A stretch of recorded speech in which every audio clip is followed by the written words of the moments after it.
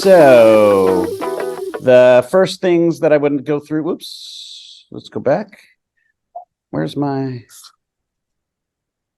well, I guess it doesn't have it there. I had an introductory slide to go through. I have announcements to go through. Then we're going to talk about the ACTG meeting, and then we'll talk about IAS to wrap up. So that was the highlights for the night. And the first announcement I have is that our CVC study that you may remember from a while back, which is looking to treat inflammation in people with HIV. And we're looking for people who are over 45 years old.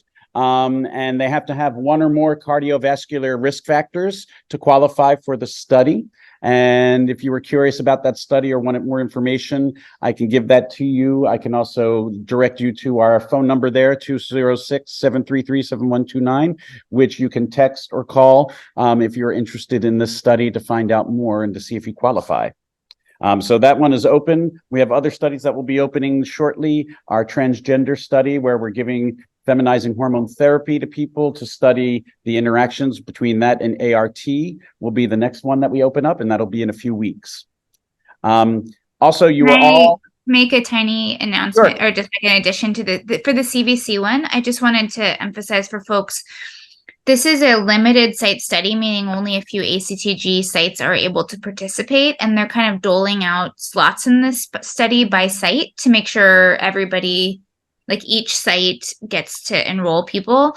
But what that means is that they're kind of like reserving us spots on a rolling basis. And we were one of the last sites to be able to get open. And so what that means is that if you or a friend are interested in this study, please don't hesitate to get in touch with us soon, because it's we think that we will have ability to enroll people in the study for probably a short period of time. And so please tell your friends if you have anybody over 45 with the criteria that Michael laid out that might be interested. I know we've sort of like been talking about the study for a very long time, and then there are a lot of folks who've been interested. And so like now that it's open, it'll end up being a little bit of a quick, I think, enrollment period. So I just wanted to point that out, because that's not usually the case with our studies. Right. Well, thank you for that.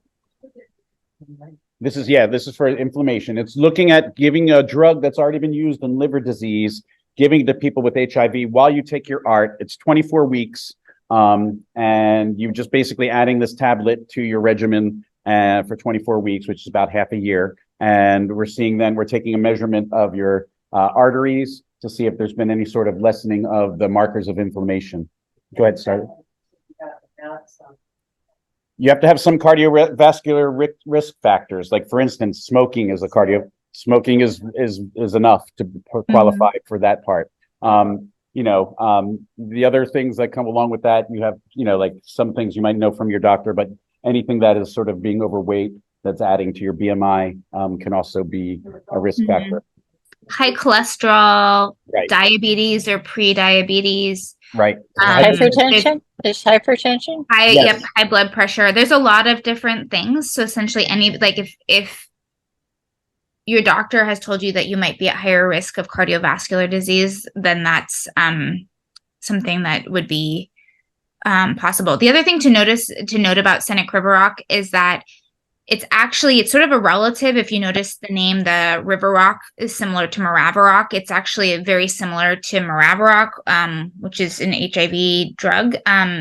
Cenicriviroc was actually starting to be produced as an HIV medication because it's a CCR5 inhibitor, but it has this other property. It's blocks CCR5 receptor and also CCR2, which is not specific to HIV, but the long story short is that this has been shown to reduce inflammation in other conditions, like Michael mentioned, like liver disease. But we also think that there might be an additional added benefit for people with HIV, and that's why it's being studied in this population, because it was actually originally being developed for it. And then the reasons why it didn't get continued to develop for HIV, my understanding, is due to like who owned the medication and turnover, like with the company and profit, like some of these silly things that are not related to like safety or efficacy. And you may know more, but I think it was sort of more of a drug sourcing issue as to why it didn't end up kind of developed as an HIV medication specifically.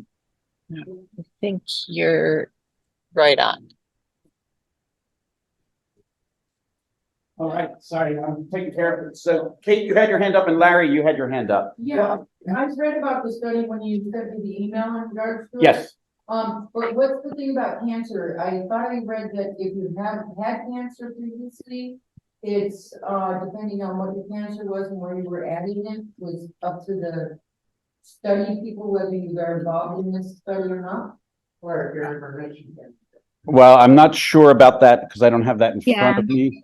That is true. I think it? Okay. if people with active cancer or recent active cancer, I mean, other than like small things like squamous cell carcinoma, or I think if somebody has like a precancerous spot on a cervix or penis or anus, like those are not exclusionary. So I think if someone is otherwise interested in the study but not sure about either a cancer history or precancer history, it's worth giving a call, and that can be talked through. And if we need to look at medical records and you give us permission to do so, that's something that we can look at the details of. And Larry? So if you had high blood pressure, but it's under control, is that still considered a risk factor? Did you hear the question? Someone who had high blood pressure, but it's currently under control. I know that being on high blood pressure medications in itself is a criteria, but let me verify that for you, and I'll type it in the chat, and maybe Michael can read it out later. I don't want to like slow this down too. Sure, no problem. And just go ahead. So basically, I've been a remission for colorectal cancer for 18 months, 72 current. That's what she's going to find out, and we can give you an answer about that. She was asking about colorectal cancer, and for 18 months she's been dealing with it. So I was asking about that. Oh, been in remission for 18 months. Been in remission for 18 months. I will type both of the answers to this. I think that is too soon for someone who's received cancer treatment, but let me verify before I misspeak. Okay, sounds good. So that's the study I wanted to highlight. Next, you are all invited on October 6th from 1 to 4 p.m. We're having a team building exercise, a wellness thing for our staff. And the staff is not only of the UW Positive Research, but also the Vaccine Trials Network. And we're inviting members of both CABs to join us for this dance church. Now, you may not have heard of dance church before, but it is non-denominational, getting your body moving and celebrating being alive and sweating a little bit. And it's non-judgmental space, as well as any physical abilities are welcome. So if you can only sit in a chair and shake your booty while you're sitting down in a chair, you're welcome to join us. You don't have to be fully abled to be able to dance the dance with us. But it's going to be fun from 1 to 4.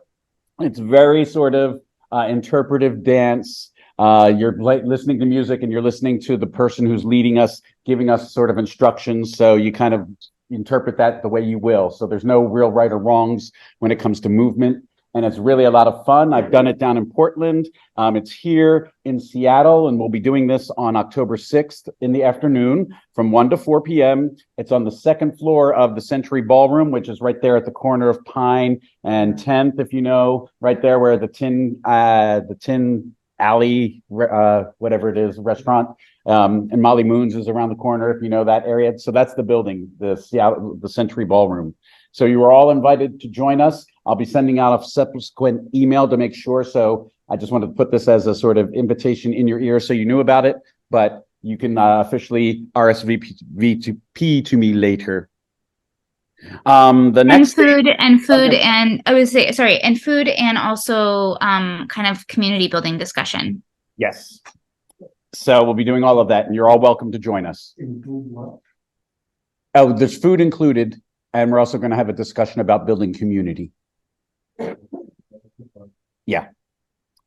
All right. And so the last thing just to cover, I thought you should all know in case you didn't hear the news, Fauci has been replaced. He resigned or he retired in December. And so the new hire is someone who is close to people at the UW. Her name is Jeannie Marazzo, and she got her master's degree in public health and epidemiology at the University of Washington. So she's well known amongst the people here in Seattle. But she is now the new leader of the National Institutes of Allergy and Infectious Diseases. So we'll be seeing her and more about her as she takes on the mantle that he left behind. But in case you didn't hear that, I wanted to let you know that there's a little Seattle tie to this, which is kind of exciting. Yeah, she's been around a long time. Yes. Yes. You knew her. Yeah. Yeah. So yeah. You recognize it. That's great. And I just wanted to cover that as the last announcement, just to make sure that you all heard that. And so we're going to be talking first about the annual ACTG network meeting, and Manuel is going to be our GCAB rep and is going to speak to that. And so I have a little picture there for him, just so you can see him, since you won't be able to see him on camera. And the first thing I know he wants to talk about is the name change. Yeah, thank you for joining, everyone. I just wanted to give a quick update on the name change. I know that our CAB had submitted input on the name change a few months ago. During the summer meeting, leadership had planned to finalize what the name change was going to be. Either they were going to keep the name or do something else. And so what leadership had announced recently was that for the name change, they will keep the acronym, but they thought that the acronym behind the kind of idea of the network as it is now has changed. So before ACTG was the AIDS Clinical Trials Group, but the new name will be Advancing Clinical Therapeutics Globally for HIV and AIDS and Other Infections. And so there'll be new branding and more communications about the name change throughout the year. I think some of you might recognize the name. It was similar to some of the proposals that we submitted from the CAB. And then the next. I like that you got the ACTG. Yeah, that was the big part about it, that they're going to, keep the ACTG, refer to it still as the ACTG or the ACTG network. But technically they're changing what ACTG stands for. And this one's going to be a little bit more open in terms of welcoming in not only the viral hepatitis work that we do, but also then COVID and Mpox, which we've added to our list of infectious diseases that we've started to address through clinical trials. So You got it, it's gonna go in there because it shows that it's just not infectious disease. It's clinical, so you're doing a lot more than just disease and HIV. yes.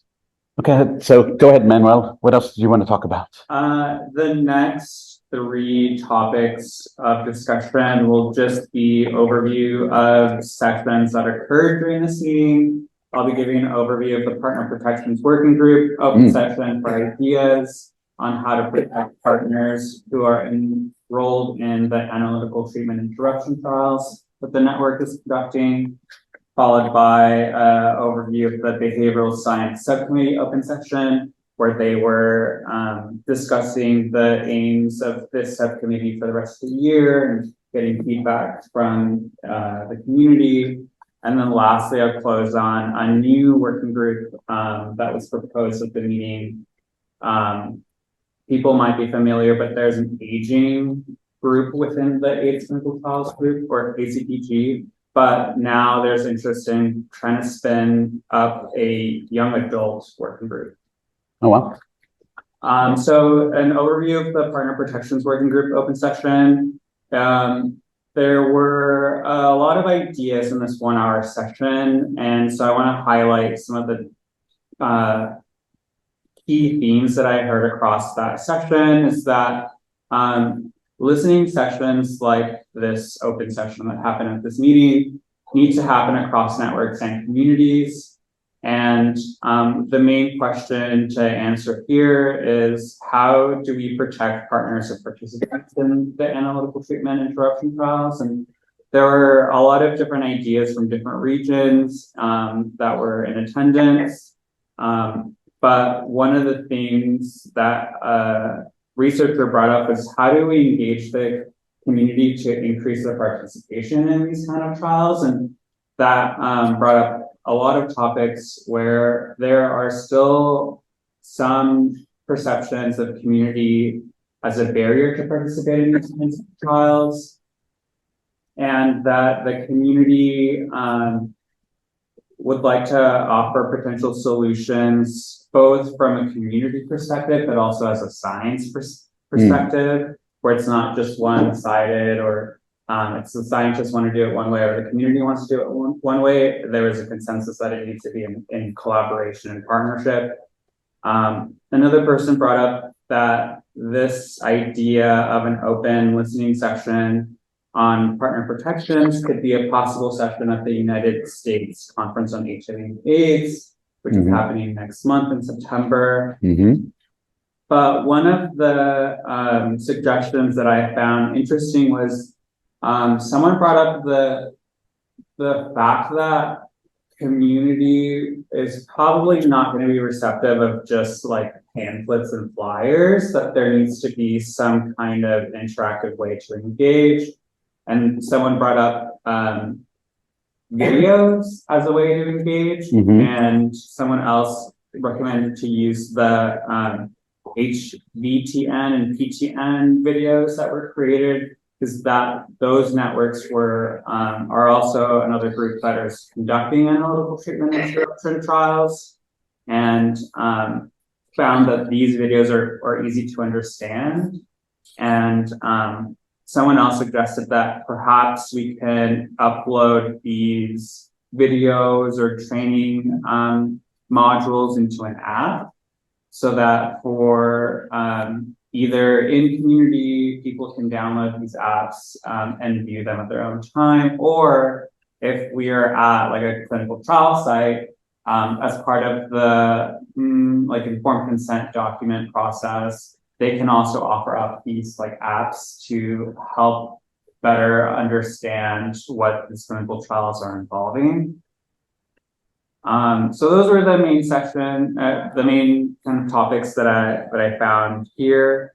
But it was also raised that at an international level, that these videos or modules or documents also need to be based on geographic and social environments, that there will be no one solid kind of batch of information that will be used. These need to be really context specific in order for us to engage with community, and then for community to gain trust in the trials that we're running.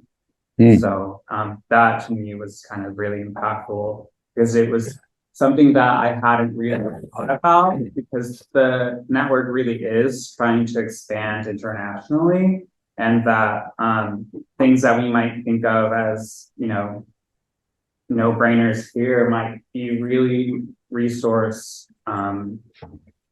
constraint overseas. I have a question.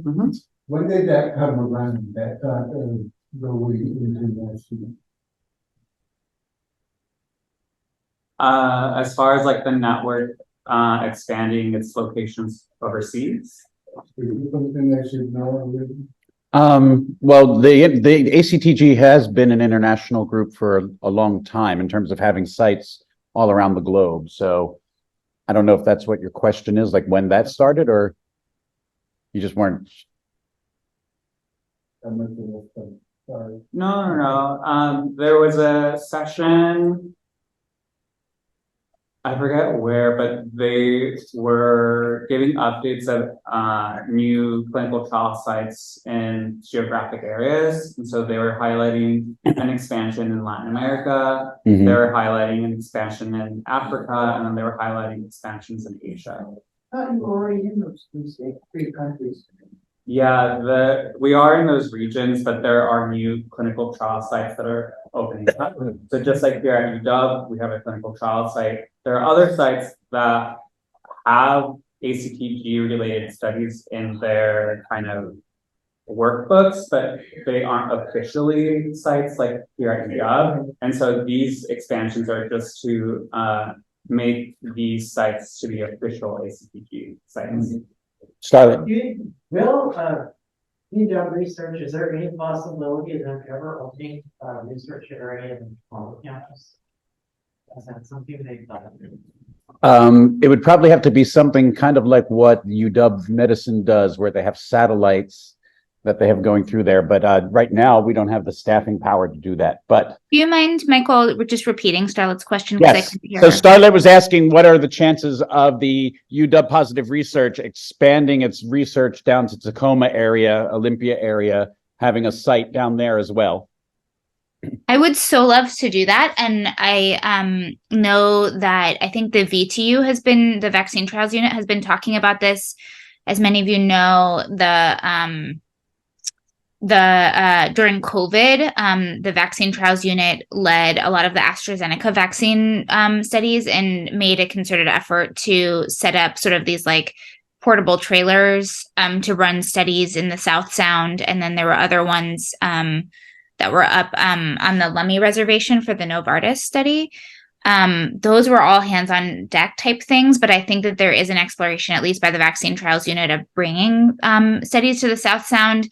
As Michael said, I think it's really about, staffing, and we kind of have one, like the UW Positive Research essentially has one of each type of person, other than that we have 2 research coordinators. So it'd be hard to have people at different sites, but it would be my dream. I would love if people have thoughts of how this could happen or ideas. I would really love to hear about that. I know, like as Michael was saying, there is a big expansion of UW clinical work in general into the South King County and South Sound, and especially low barrier HIV clinics in several of those sites in South King County and further south. And so, that is a potential kind of idea that we could potentially nest in with them. But again, I would love to talk more about it.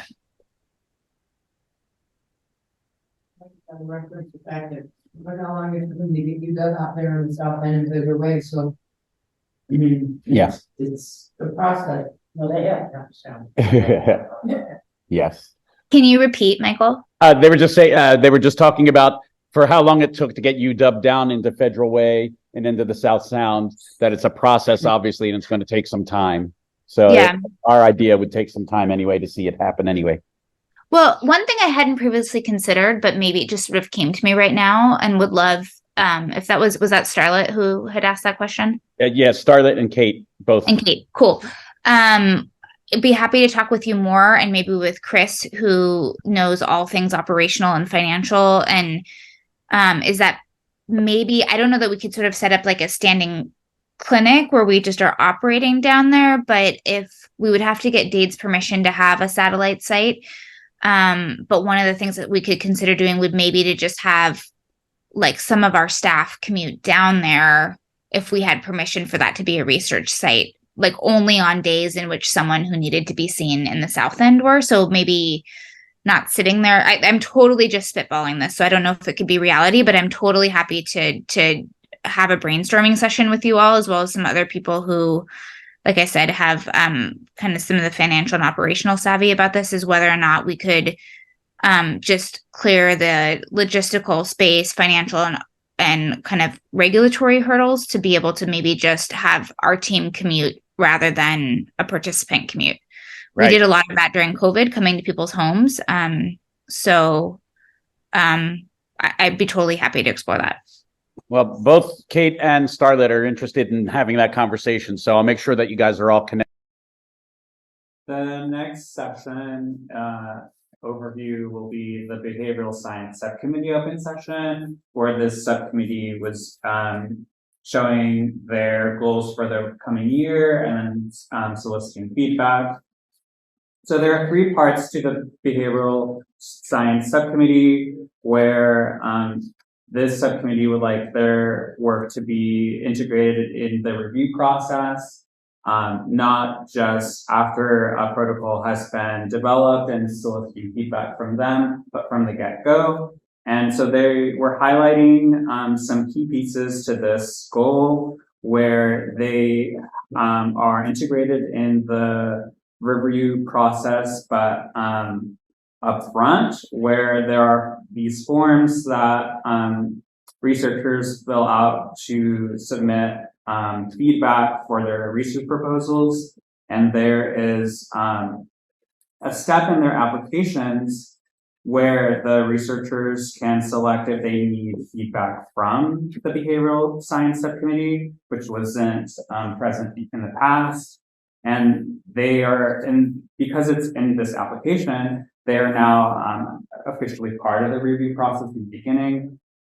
So this can be applied to new concepts worksheets and then the proposals themselves.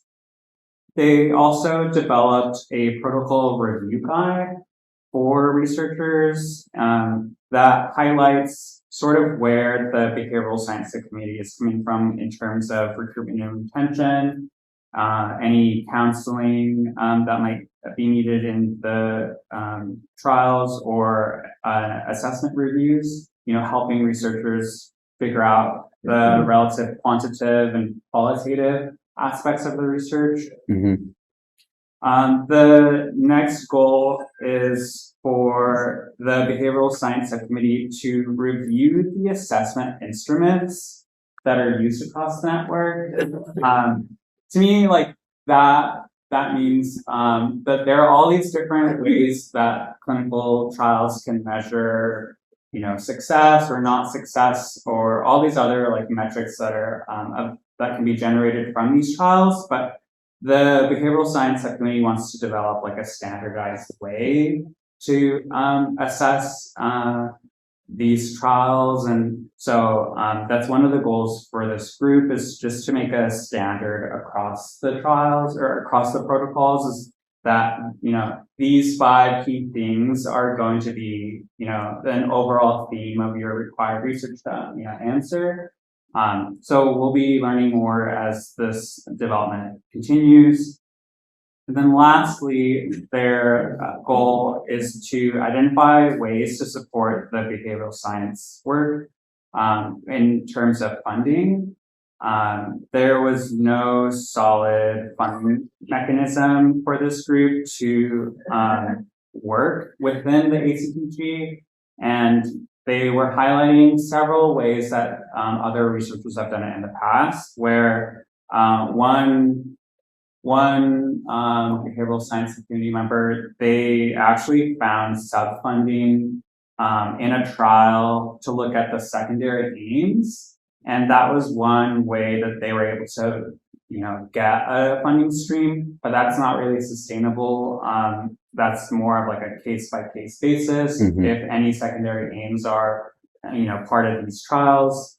And they were also suggested a funding stream that may or may not be available when it comes to pharmaceutical grants. Pharmaceutical companies do provide grants to do this kind of research, but the group is looking for more sustainable ways. They also highlighted the challenges of applying for funding directly through the NIH, where the application process takes a certain amount of time, and they might not get approved right away, which means they would have to reapply going forward. But if clinical trials are happening now, they would need the funding stream now. And, sometimes going through the NIH isn't in that like now kind of period, where the behavioral science subcommittee might have to reapply several times for funding, which might be way after the fact when you're looking at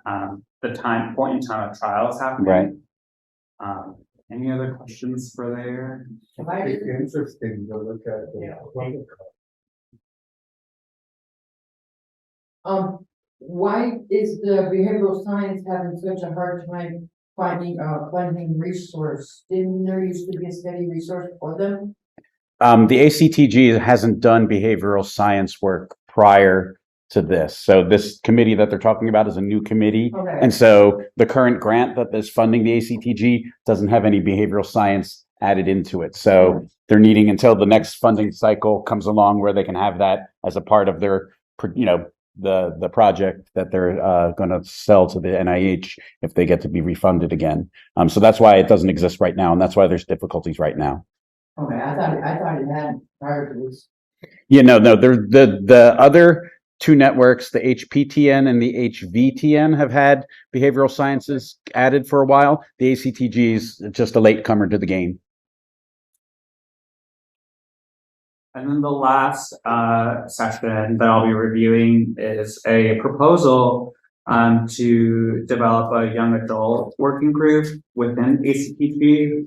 Currently, there are young adult working groups in the Impact Network, which is the Adolescent trial network. But this is a proposed working group to include youth and young adults in ACTG itself. And some of the key discussion points here is that there needs to be meaningful engagement, not only us reviewing trials to ACTG, but also there needs to be feedback on the feedback. And what this is saying is that we review protocols and we send CAB comments up to the clinical trial group, but then sometimes we don't hear back on our feedback.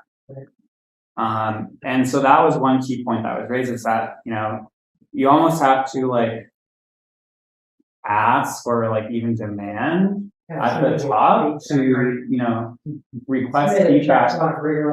Yeah, to request feedback on the stuff that you submitted, and that's not going to be a meaningful way to engage youth. Another person raised an idea to have a party with a purpose to engage youth and adults. And so that's where, a site or a group can host a party to not only, bring in the youth, but also try to engage. To try to engage with youth to not only know about a clinical trial or a site or a group, but also just to raise general awareness about sexual health. And there were other ideas that other groups internationally have done that were similar to this concept of party with a purpose. A third point that was raised is compensation, not just monetary compensation, but if youth are, starting to get engaged and they feel, well received, someone raised the question of why not offer college credits to youth who are engaging in this kind of work.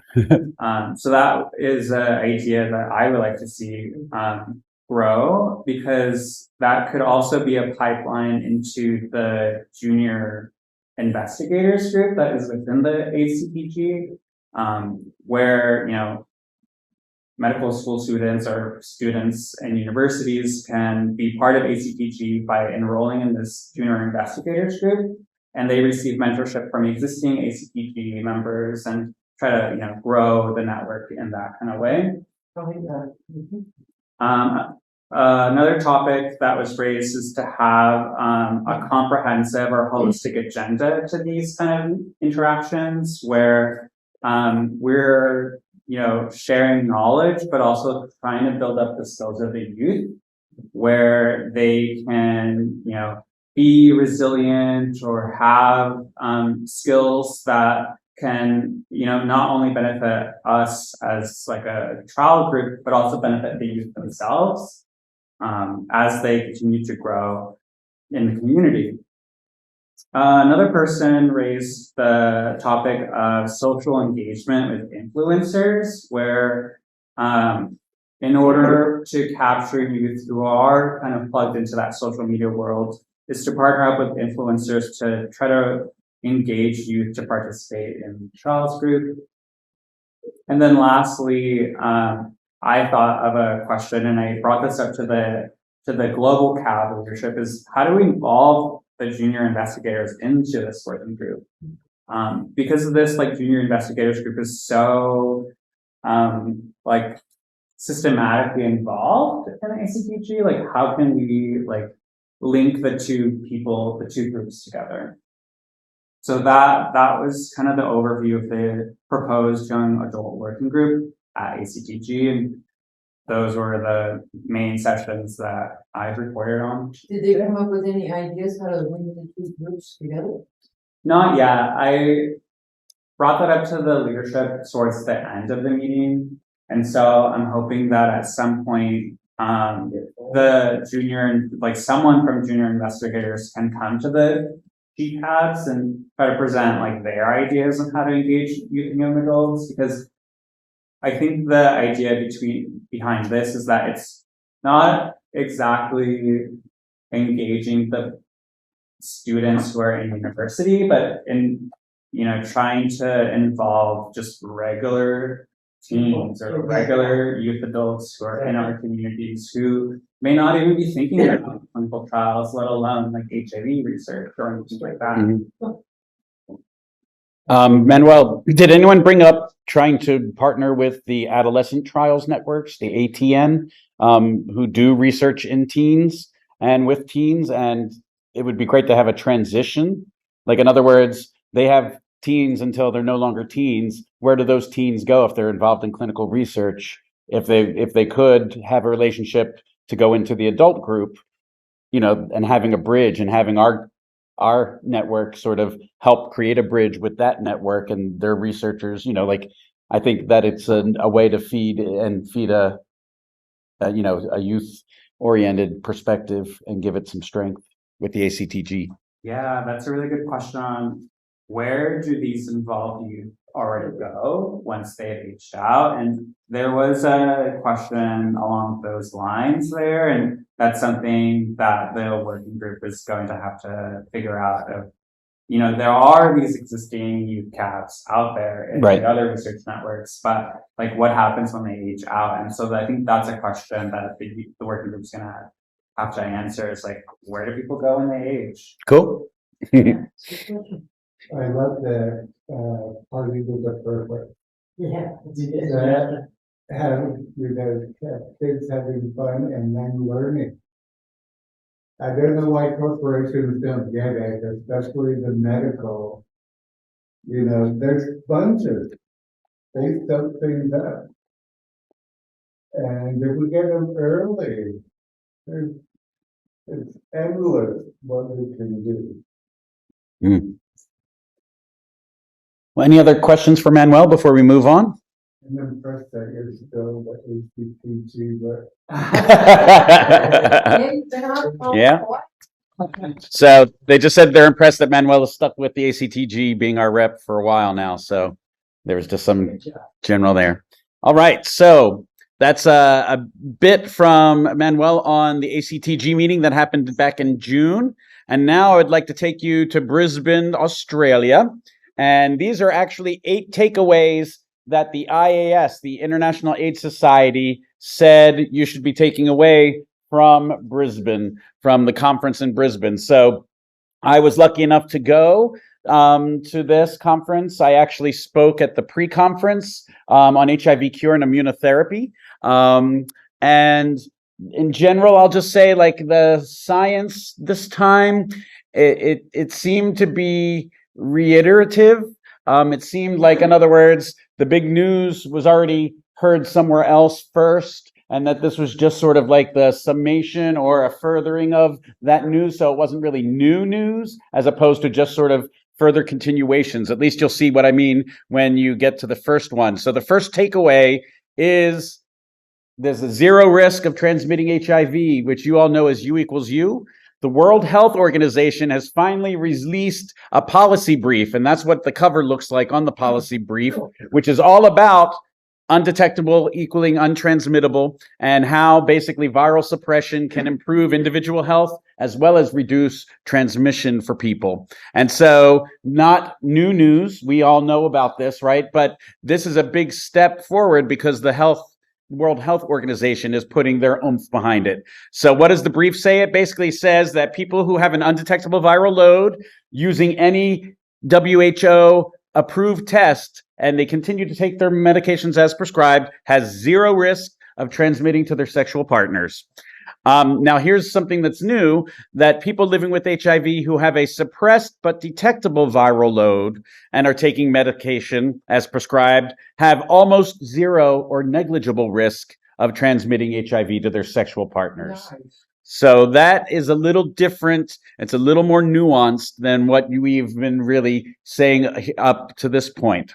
So the takeaways from this is that they're promoting the clear use of language and clear messaging. And they're saying that we should be saying zero risk. And then for the suppressed but detectable, the negligible risk. It's also a move towards health equity, because this is really trying to have access to viral load testing. And one of the things that you may not know is that viral load testing is not available to everyone around the world. So some people don't have viral loads, and so they don't get to participate in the U equals U phenomenon, because they don't even know that if they're undetectable, because they don't have the viral load count. So that's one way that this brief can help move us towards equity for all people around the world when it comes to HIV viral load testing. So this was actually from the brief, and this is the way they kind of were picturing it for you. So they picture a stoplight, and so you have the red, yellow, and green lights. And so the green light is the undetectable, no measurable virus, zero risk of transmission to sexual partners, minimal risk of mother to child transmission. The yellow light is the new suppressed but still detectable. So if you'll notice there, they give you numbers. It's either equal to or less than 1,000 copies. So they consider you still to be suppressed, even if you had a blip of like 500, you're still, like, you might be detectable now, but you're still considered to be suppressed. So it's almost zero or negligible risk of transmission to sexual partners. The red is the unsuppressed. So if your viral load is above 1,000, that means that you have significant virus replicating, and that could be due to missed doses. It could be a recent treatment initiation, could be drug resistance. So of course, this is where we're concerned, because not only is it bad for individual health, but there's the ability to passing the virus on to your sexual partners. So they're using this stoplight approach of trying to help people understand how they fit in. So there's three categories, from undetectable to suppressed to unsuppressed. So if you think of it as the three colors of the traffic light, that might help you understand how they're discussing that. So again, this is not really big news, but it is important that the World Health Organization is finally putting their weight behind the U equals U messaging. And so this is not only going to be reassuring to people who have HIV, assuring them about treatment and adherence. It'll help drive the messaging even among the health clinicians. In other words, there have been a lot of clinicians that have been having a difficult time getting on board with U equals U. And so this should be helping everyone across the board, except that this is fact, that when you are undetectable, you cannot transmit the virus to a sexual partner. Yes. Oh, can you guys still see what's going on here? People online, can you see the screen still? Hello? Let me stop for a second. Are you all still there? Can you guys still hear us? Okay, so I see someone nodding their heads. So because in the room, the projection has stopped, and so I don't know if you guys were still seeing the show or not. So let me go back. Did that come back? No. Okay, well, we're not going to worry about that then. And so we can still, you guys have the slides that you can follow here, right? So long as you can follow along here in the room. So, really, again, this is going to be emphasis of why these WHO approved tests really need to be accessible to everyone around the world. And this will give some added oomph to that movement, because everyone deserves to have that and bring equity. So the second big news from IAS is the game changer for heart disease prevention. And we've already talked about it here because it's a study that we helped to enroll here. It's the reprieve study, which stands for randomized trial to prevent vascular events in HIV. And so reprieve, I'm going to play this for you. And, oh, you can't see it now. We start by honoring the traditional custodians of the land and pay respects to the elders, past, present, and emerging. And I want to thank Dr. Carl Diefenbach, who will provide us some information on the reprieve study and long-acting injectables. Please enjoy. Welcome back to IAS 2023, where we are making herstory. I am Miss Molly Moon, drag queen extraordinaire, and I also moonlight as the Deputy Director of the Office of HIV/AIDS Network Coordination. I'm joined today by Dr. Carl Diefenbach, Director of the Division of AIDS at the National Institute of Allergy and Infectious Diseases. Welcome back, Carl. Miss Molly, it's a pleasure to be here with you. Thank you so much. Well, I'm not the only one making herstory today. The big news of IAS today is reprieve. Carl, can you tell us about the reprieve study? What's the highlight? The highlight of the reprieve study is this has been a labor of love. Back in 2013, 2014, we got together with a group from Harvard and the National Institute of Heart, Lung, and Blood Institute and decided it was time to test a simple question. The addition of a pill, a statin, to a traditional HIV regimen, can that combination of antiretrovirals plus a statin really prolong people's lives? Would it have an impact on cardiovascular disease? The study kept going on and on and on. And lo and behold, we actually, and the team knocked it out of the park. It worked. The data, it was better than we ever dreamed about. And we are thrilled that it's the highlight here at IAS 2023. Incredible. Congratulations to the whole team. Definitely. Can you tell me, what does this mean? What do these findings mean for the lives of people living with HIV and for the field of medicine overall? So if we look at the impact of antiretroviral therapy on somebody, let's say, who's 25, who is newly living with HIV, they have a pretty good chance of having an almost normal lifespan. What this does is the addition of a statin in a person like that will improve their probability of living longer, healthier. So it's not just the time you're alive, but it's also your overall health, because the statin will allow them to be freer of cardiovascular disease and the attendant other complications or comorbidities associated with cardiovascular disease. Fantastic. Anything we can do to improve people's lives. Very important work. It really is.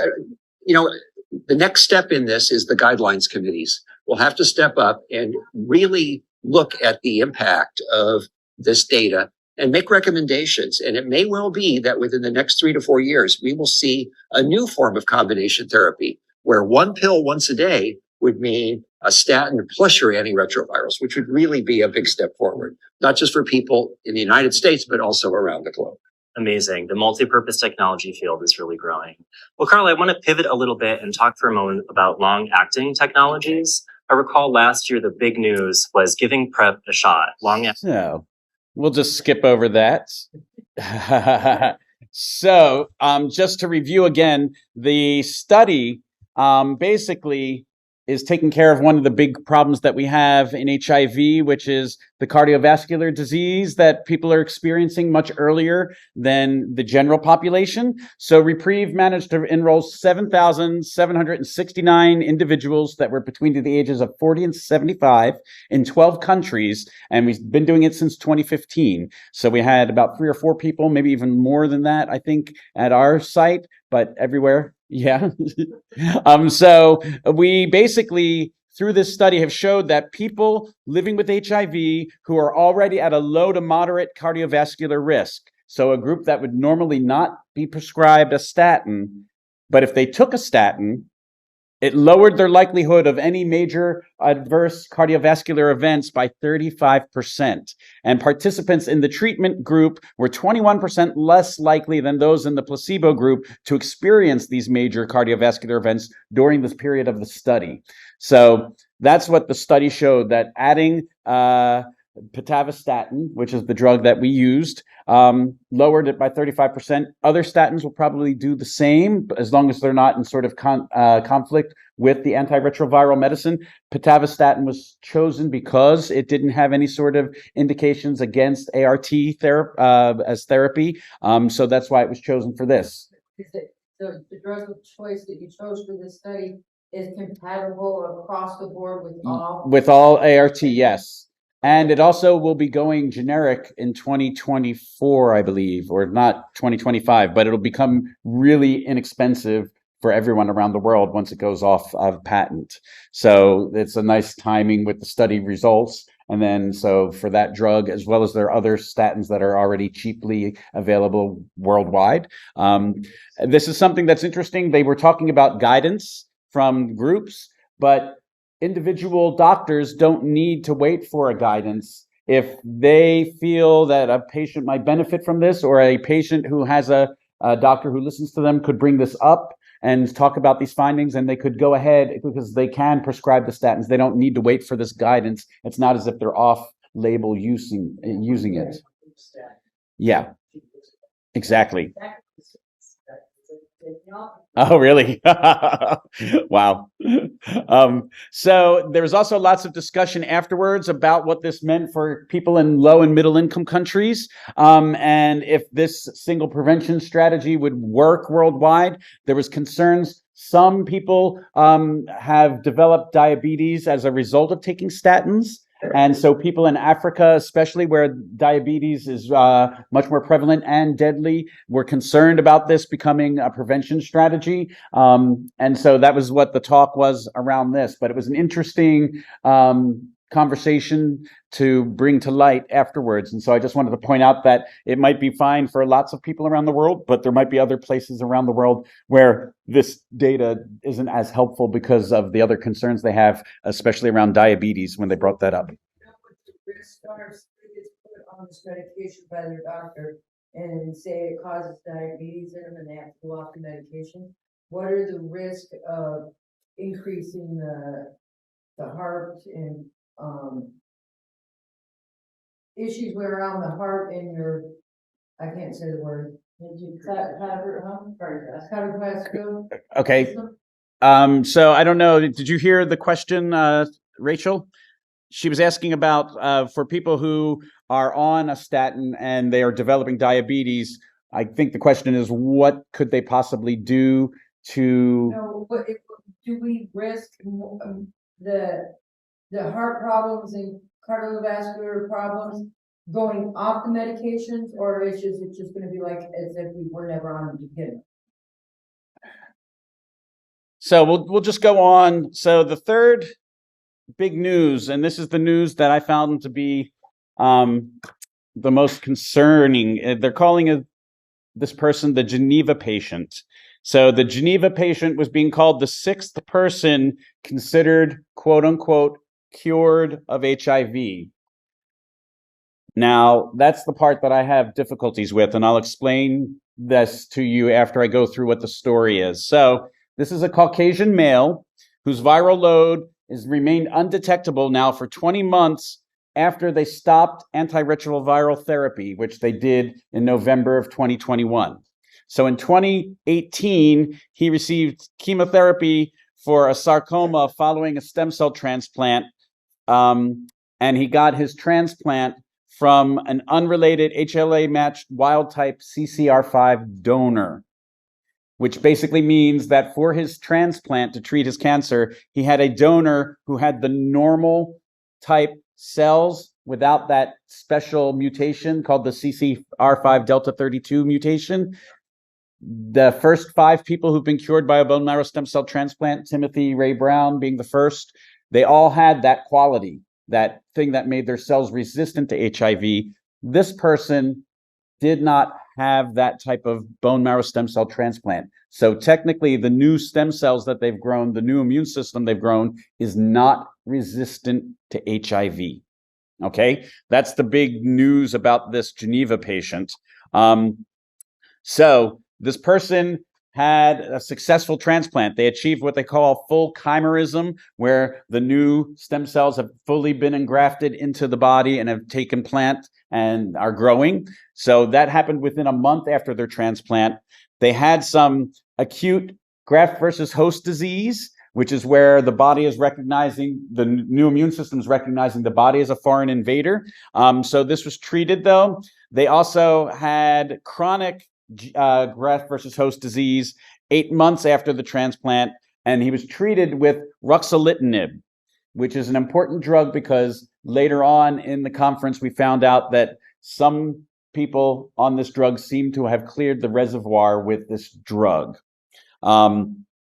So, but this patient also had standard viremia, remained undetectable after their transplant, and their ultrasensitive RNA tests dropped to undetectable values. They had proviral DNA decrease significantly, despite low levels being detected sporadically after his transplant, including defective but not intact HIV DNA.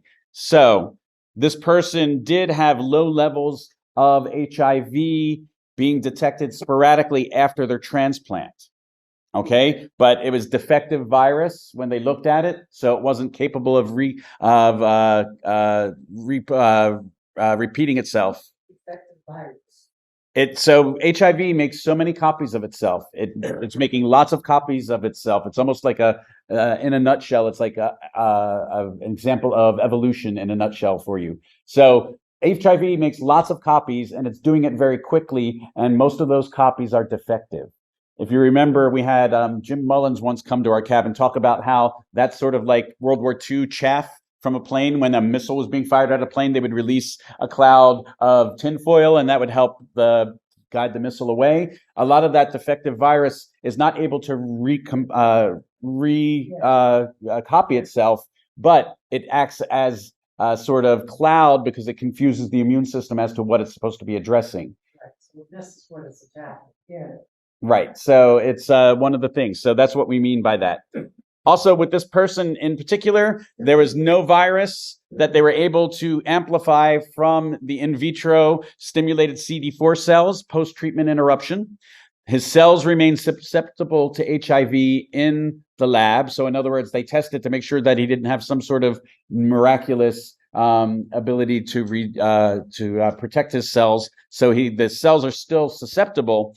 And his ART levels were undetectable post-treatment interruption, except with 2 episodes of event-driven PrEP. So at month 2 and at month 12, the guy, after his treatment interruption, he had 2 episodes where he took PrEP as a way to, I think it would be actually more as PEP, because he'd be taking it after an event. But, you can do the 2-2-1 version of using PrEP that way and just do an umbrella. So the math doesn't add up with what technically that person should have been doing if there were 2 events that were being treated through PEP, meaning that they take 2 pills before the event and then 1 after and then 1 the day after that. Doesn't really fit that. But anyway, that was the report. So not only ruxolitinib, but they had some Truvada in their system twice. No HIV antibodies slightly declined since the transplant, and no HIV-specific T-cell responses were detected after the treatment interruption. So this was the big news in terms of cure, and let me play this video for There's y'all. been another case of HIV remission after a stem cell transplant, but this case is a little bit different. I talked to Dr. Sirion from the Institut Pasteur to find out more. So there've been other cases of remission after a stem cell transplant. So what's unique about this case? So in the other 5 cases that are known today, there was a common characteristic is that they received the cells from donors carrying a mutation in the CCR5 molecule that renders their cells naturally resistant to most strains of HIV that are transmitted today.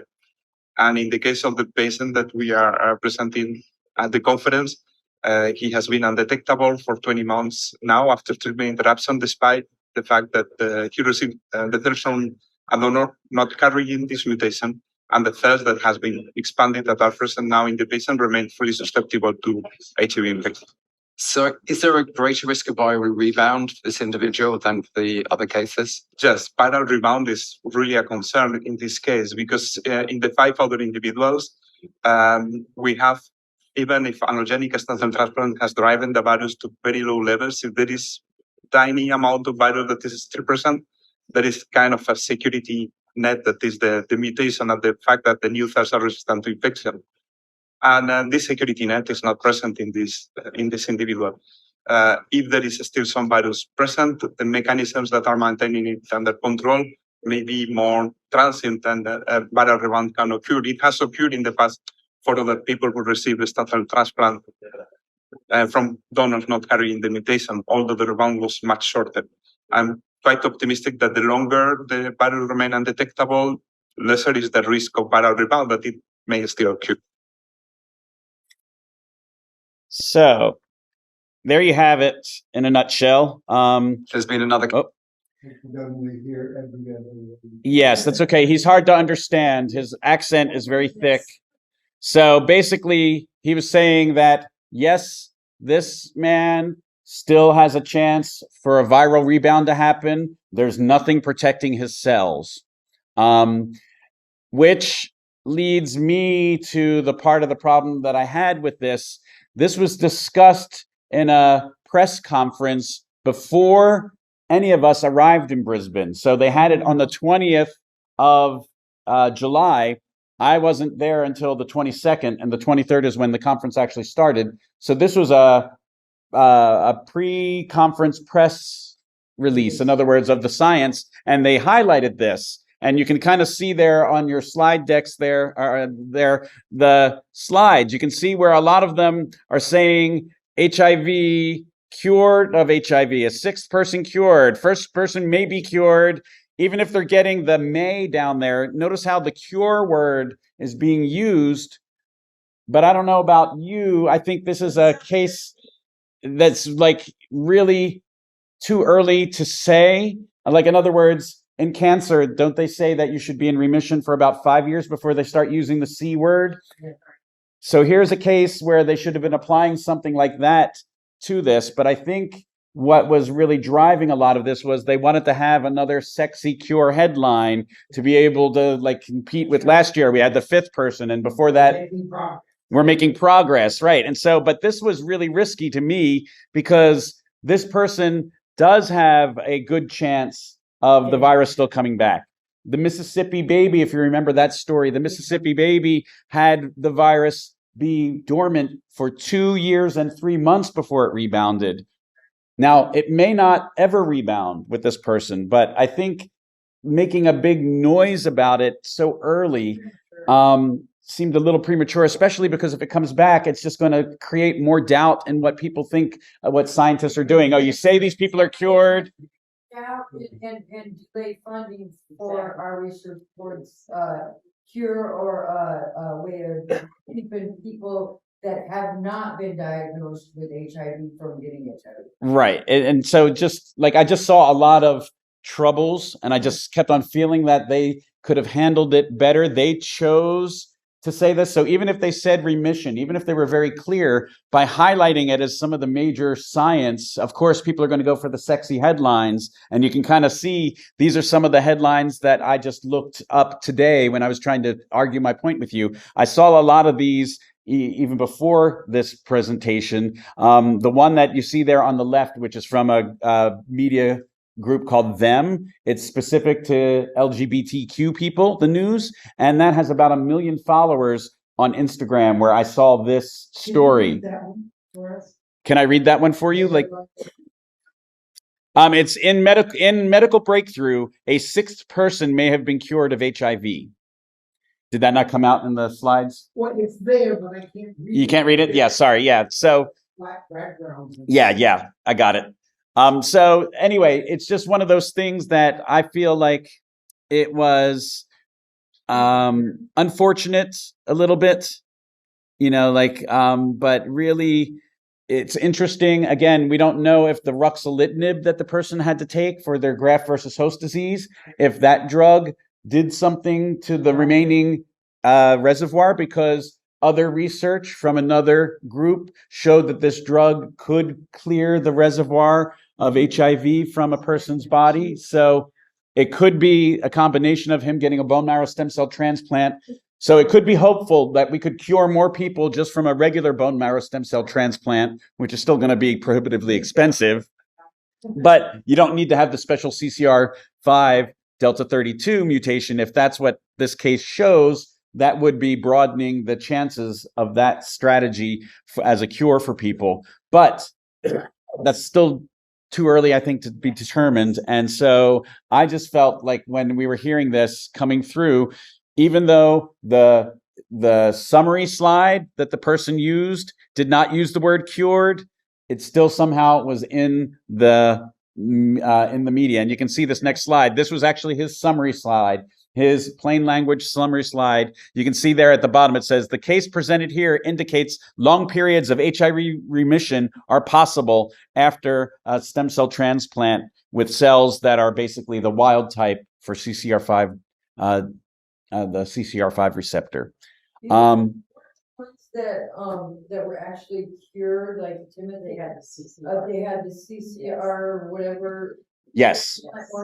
Wasn't that the main key to them being cured? That's what we believed. We thought that the CCR5 delta 32 was a necessary part of it because it was protecting the cells from any virus that may wake up after the fact. The cells would be were protected by being resistant to HIV.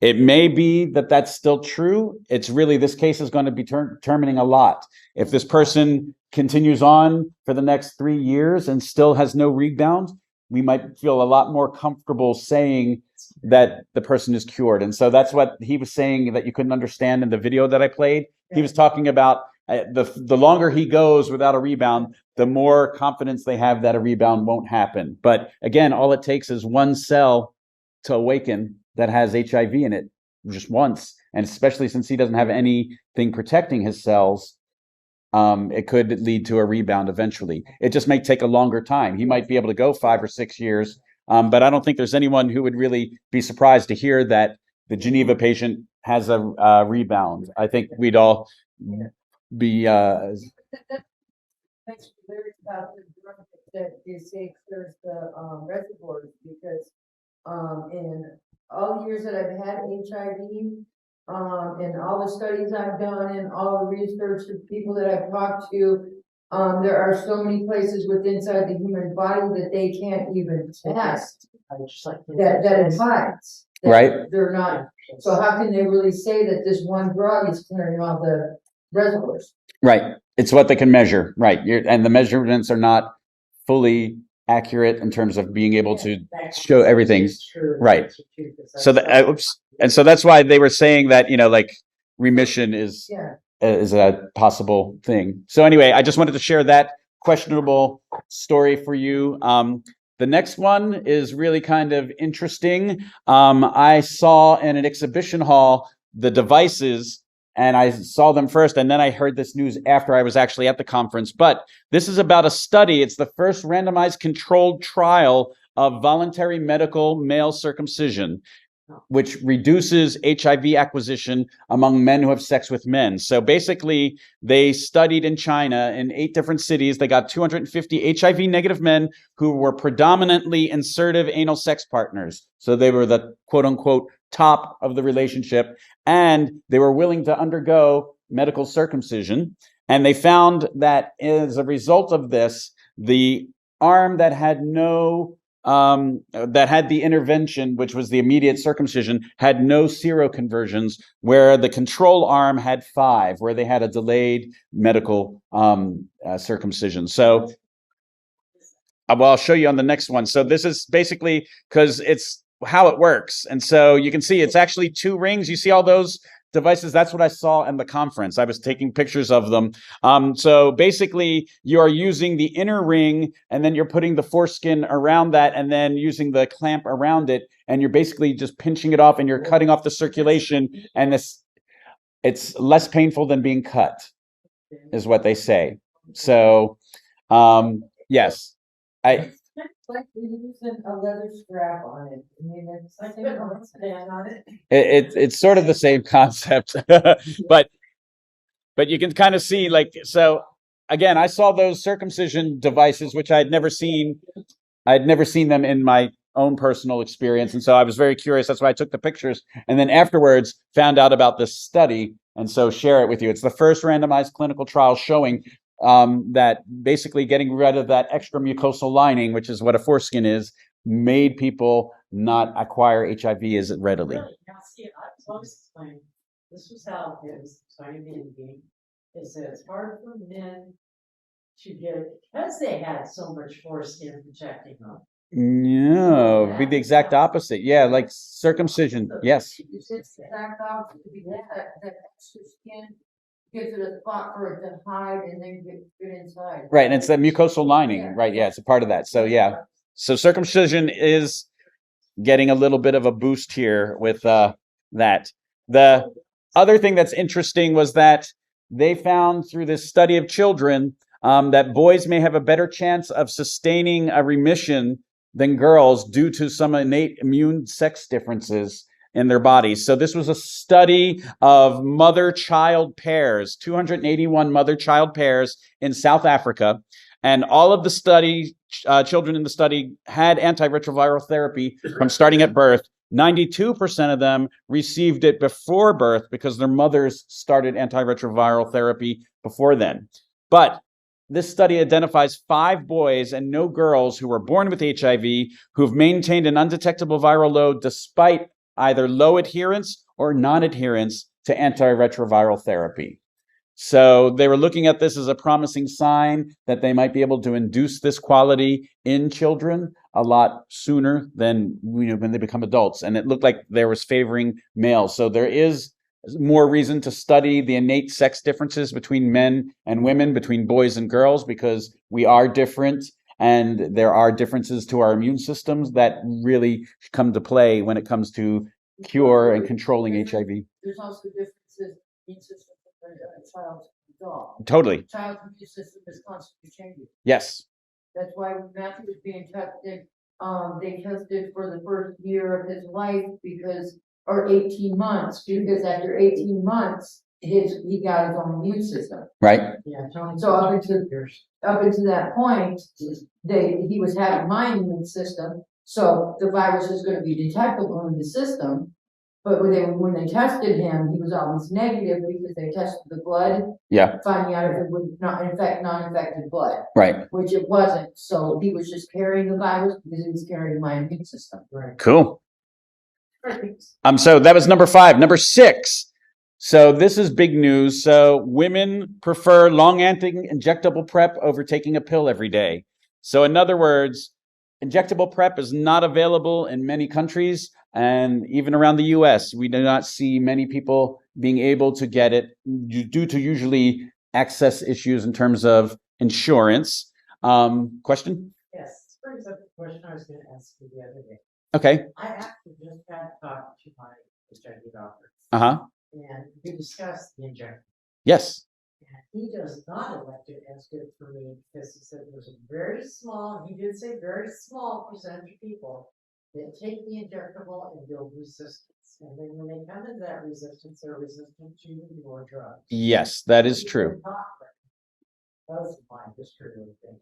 Well, but I just wanted to see if that is true. There have been people. That's a small amount. Yes, very small. Small amount. Right.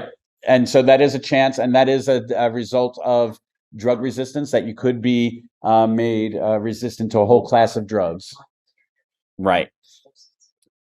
So this is about just the one drug, the cabotegravir, as a PrEP agent. So in other words, you can take it every 2 months here in the US. You can get the shot, and that would cover you every 2 months. And this is a sort of continuation of a very famous study, HPTN 084, which showed that this method of injectable PrEP was superior to daily oral PrEP.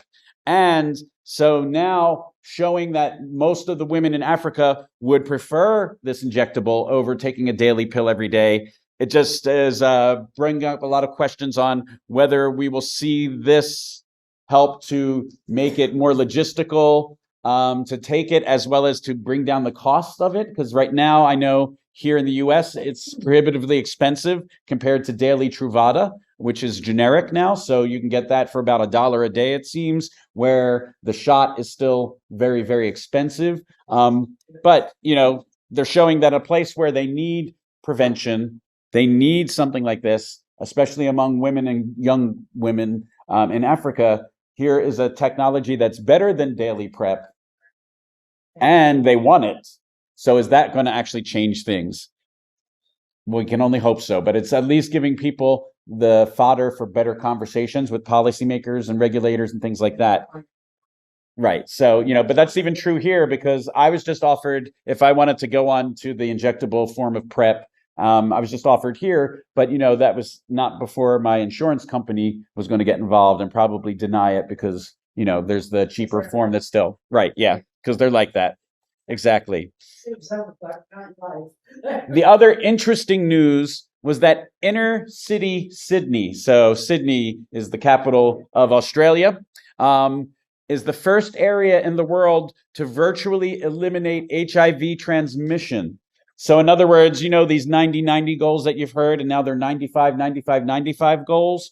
These are all about trying to end the transmission of HIV, which is right now at epidemic proportions almost everywhere around the world. So they said they did well. So first of all, let me just explain. The absence of sustained endemic community transmission does not mean zero transmissions. It just means that they're not happening at the epidemic level. And so they reduced their acquisitions by 88%, and they're easily within reach of the UNAIDS targets. And so they're now saying that Australia is on track to potentially become the first country to eliminate HIV transmission at the epidemic level. So that's very interesting news, but it's also something that you have to take with a large chunk of salt. So for instance, they were saying this from the stage. I happened to have an accidental conversation with someone who's Australian, and they were asking me what I was up to that day, and I had mentioned that I'd spoken at this conference, and that led to a conversation about HIV, and I could tell he was a little bit more interested, and I ended up having a 2-hour conversation with this stranger who told me that when he was diagnosed 10 years prior, he was diagnosed with AIDS, and he had Kaposi sarcoma that was all over his body, and he had to get it cut out of the back of his throat. And he had never told anyone. So for the past 10 years, he had not mentioned his HIV diagnosis to anyone. I was the first person that he felt that he could talk to. What I'm just trying to mention this all for you is, like, you hear good things about this, and they are good things, but still the stigma of HIV is so that someone who is an older white gay man in a very populous area was still afraid so much that he waited until his HIV became AIDS before he even got a test. Right. And the fear that he has is so strong that it kept him from sharing this with anybody. So he's like virtually alone with it.